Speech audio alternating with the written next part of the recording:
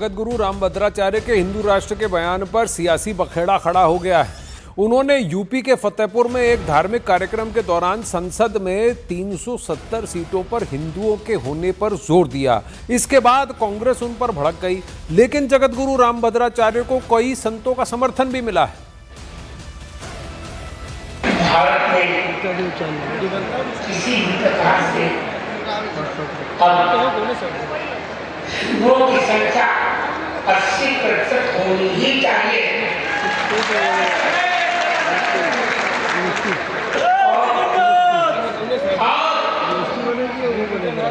राज्य सरकार भी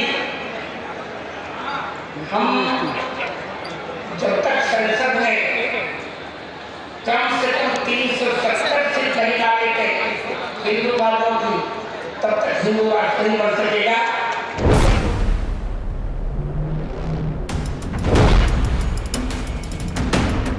जगत गुरु रामभद्राचार्य ने जैसे ही हिंदू राष्ट्र पर यह बयान दिया, सियासी उथल पुथल मच गई। यूपी के फतेहपुर में एक धार्मिक कार्यक्रम के मंच से जैसे ही जगत गुरु रामभद्राचार्य ने हिंदू राष्ट्र से जुड़ा ये बयान दिया, सियासी गलियारों में बयानों की बाढ़ आ गई। किसी ने विरोध किया तो कोई जगत गुरु रामभद्राचार्य के समर्थन में खड़ा हो गया, क्योंकि जगत गुरु रामभद्राचार्य ने संसद में 370 सीटों पर हिंदुओं के होने पर जोर दिया। भारत में किसी भी प्रकार से हिंदुओं की संख्या 80% होनी ही चाहिए।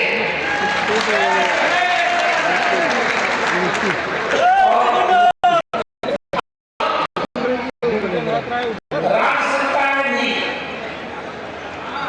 हम जब तक संसद में कम से कम 370 सीट नहीं लाएंगे हिंदू वालों की, तब तक हिंदू राष्ट्र नहीं बन सकेगा।